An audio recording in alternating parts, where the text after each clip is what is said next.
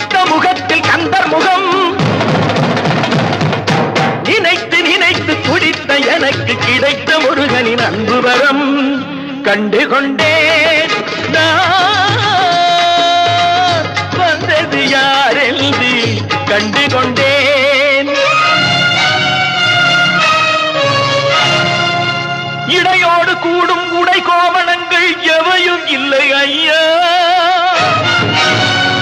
ஒரு சூடமேனும் தருவார்கள் கூட இங்கு